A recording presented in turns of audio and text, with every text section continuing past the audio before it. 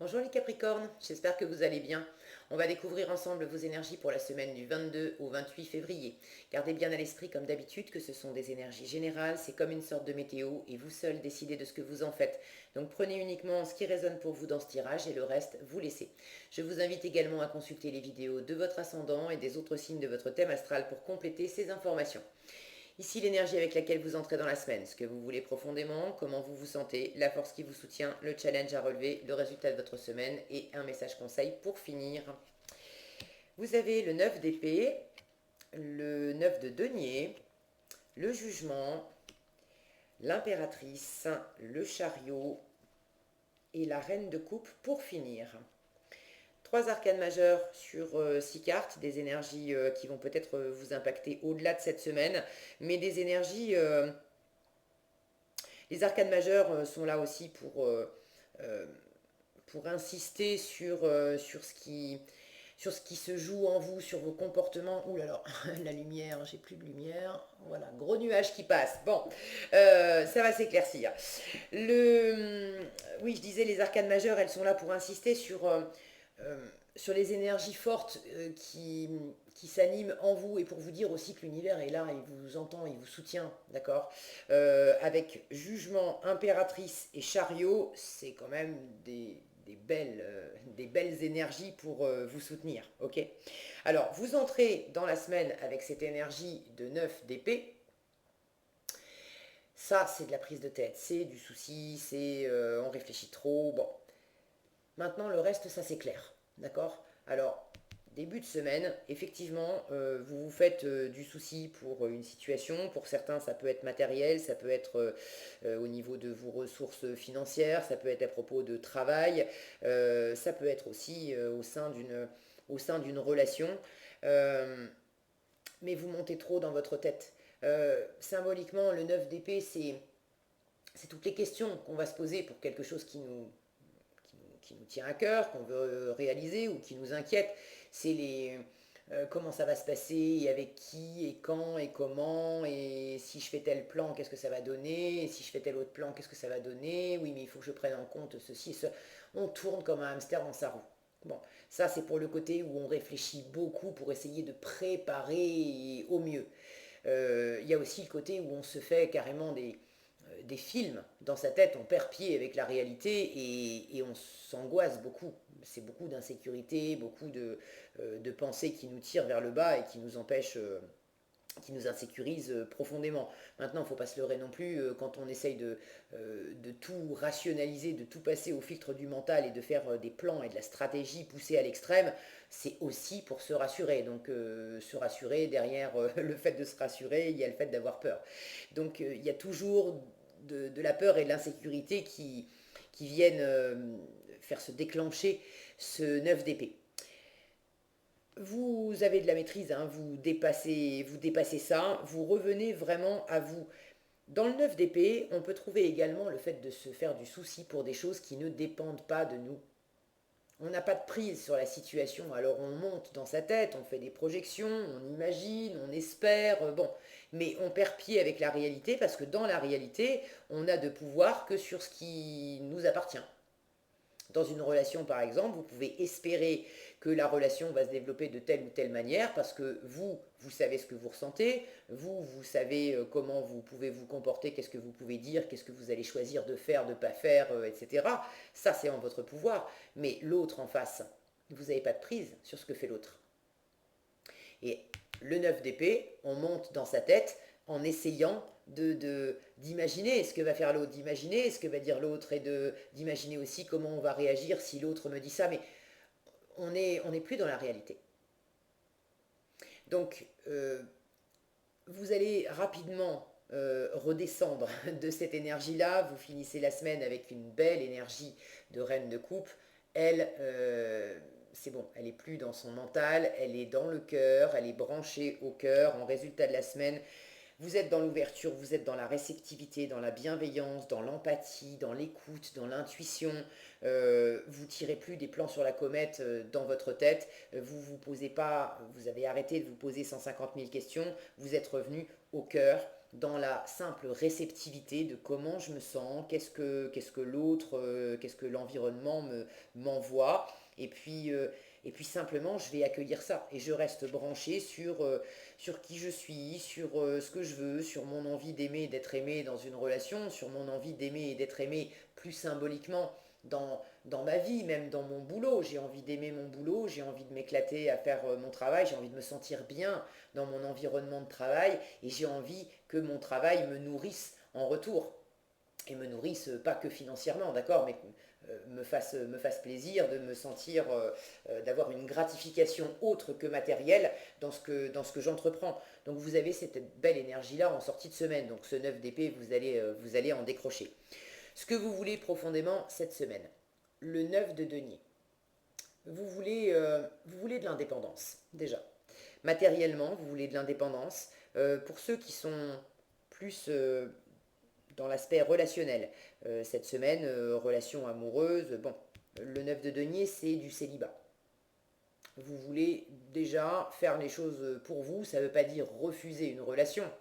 Ça veut dire que si je réponds à l'appel, parce qu'il y a un appel, je vous en parle après, si je réponds à l'appel de cette relation, si je me lance dans cette relation, moi ce que je veux, c'est conserver mon indépendance.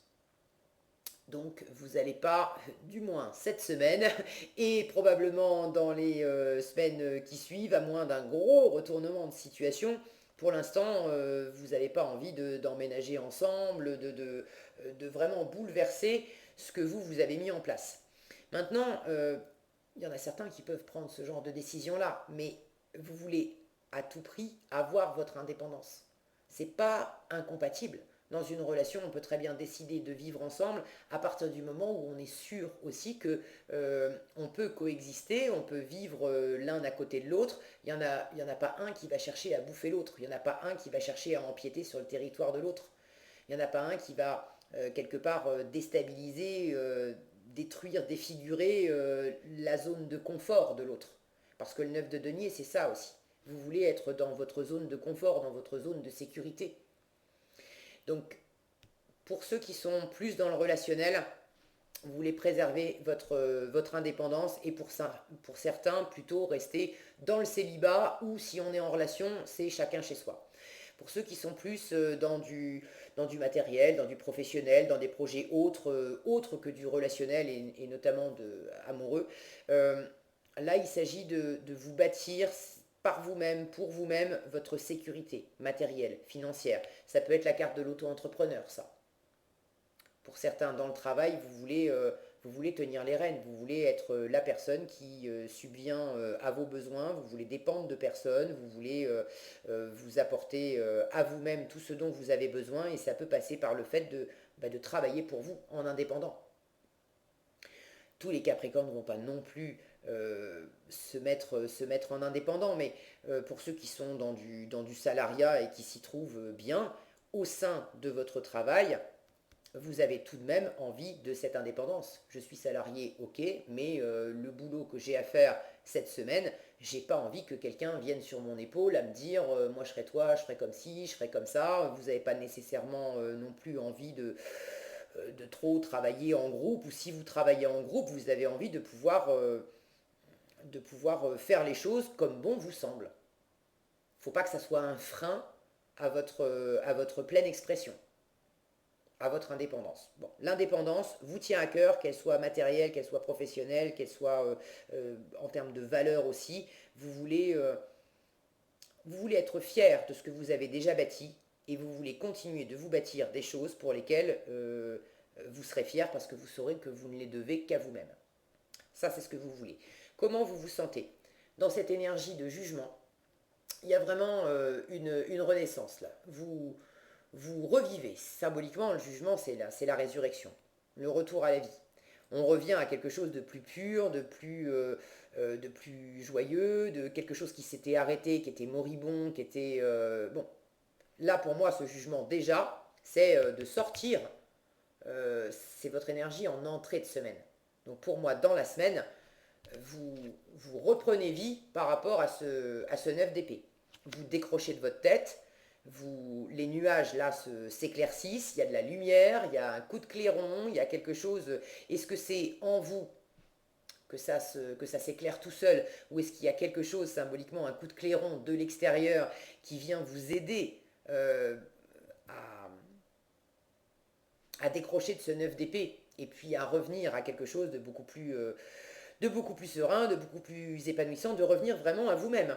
On a cette notion de revenir dans cet état de nudité originelle, de revenir à qui on est à la base, qui on est profondément. Le jugement, ça peut être également l'appel d'une vocation. Donc pour certains, dans le travail, vous voulez vous lancer à votre compte parce que vous vous sentez vraiment appelé par un travail en particulier, vous sentez que c'est fait pour vous et vous avez envie de concrétiser ça et de le faire par vous-même, de suivre votre voie. Donc c'est plutôt une voie effectivement en indépendant. Euh, pour d'autres, ça peut être relationnel et notamment karmique. Avec le jugement, on a cette notion-là de vous sentir en présence d'une relation karmique, d'une âme sœur, d'une âme jumelle, de... Bon, je précise toujours, si vous me suivez depuis un moment, vous le savez, je précise toujours quand je parle de karma et de relations karmiques, les relations karmiques ne sont pas nécessairement faites pour se terminer par ils vécurent heureux et eurent beaucoup d'enfants. Le but d'une relation karmique, avant tout, c'est de nous faire travailler sur nous-mêmes, c'est de nous faire guérir les blessures, c'est de nous faire boucler des cycles, c'est de nous faire revenir à ce fameux état originel, de savoir, de se retrouver pleinement, d'être pleinement qui on est, débarrassé des blessures, débarrassé des leçons qui n'étaient pas terminées, qui étaient incomprises, des illusions qu'on pouvait avoir, de vraiment laisser derrière soi c'est muet symboliquement comme un serpent, c'est laisser derrière soi les vieilles peaux pour être tout beau, tout propre, tout neuf et pleinement qui on est vraiment. Et une relation karmique, c'est vraiment ça le but.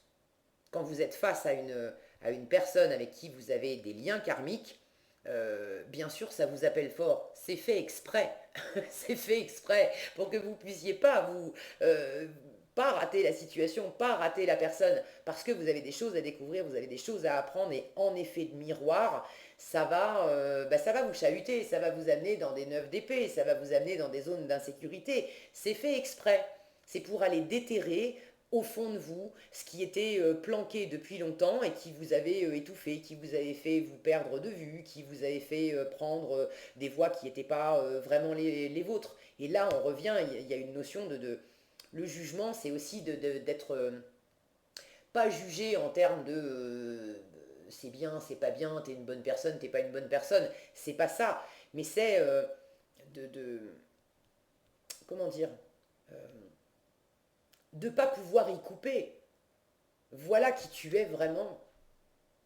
Et je te mets les choses sous les yeux de la façon la plus forte qui soit pour que tu vois pleinement qui tu es, pour que tu vois pleinement quelle est ta mission de vie.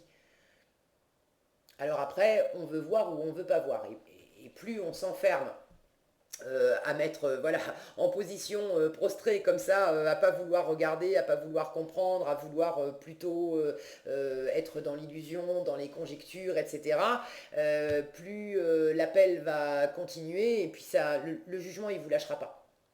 Alors maintenant, je sens que ce n'est pas votre cas. Si vous étiez effectivement parti dans le monde du mental et que vous aviez un peu déconnecté de la réalité et que vous étiez parti aussi peut-être dans des projections et dans des illusions, euh, là vous reprenez pleinement conscience, vous reprenez contact avec la réalité. Ce 9 de denier me dit que vous voulez avoir les pieds sur terre, vous ne voulez pas vous faire des illusions. Vous voulez avancer, vous voulez qu'une situation se développe, vous voulez suivre votre mission de vie, vous voulez aller le plus loin possible dans une relation qui est probablement karmique. Et évidemment, dans les relations karmiques, on a aussi beaucoup de sentiments. Donc on a envie que ça se développe, on a envie d'amour, on a envie que ça se finisse bien. Et je dis pas que ça peut pas se finir bien par du ils vécurent heureux, ils eurent beaucoup d'enfants. Pour certains, c'est le cas. Mais c'est pas une obligation. D'accord? Une fois qu'on a bouclé les leçons qu'on avait à prendre dans une relation karmique, là où on avait des fois des sentiments qui étaient très forts et on se disait c'est pas possible, c'est obligé que ce soit l'homme ou la femme de ma vie et c'est obligé qu'on finisse nos jours ensemble. Une fois qu'on a terminé d'apprendre nos leçons, euh, le, le ressenti, les émotions sont encore là, enfin l'amour peut encore être là, mais on ne le vit plus de la même façon, il n'y a plus la même intensité et souvent on n'a plus les mêmes envies.